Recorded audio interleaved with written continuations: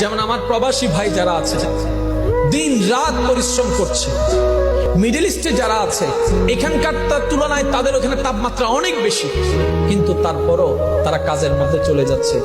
ঘুমের ঠিক নাই, খাবারের ঠিক নাই, রোদ, মারাত্মক রোদ, শরীর তো কভার দেয় না, হাজার হলো তো মানুষ।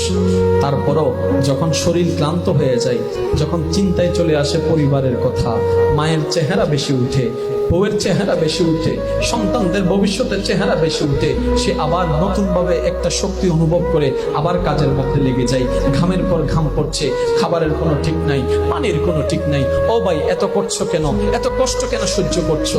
আমার যুবক ভাই, আমার সে প্রবাসী ভাই বলবে, আমি যদি কষ্ট করার কারণে, একজনের ত্যাগের কারণে যদি 5 জনের মুখে হাসি ফুটে, এটাই আমার জন্য পাওয়া, এটাই আমার জন্য পাওয়া, আমার জন্য পাওয়া।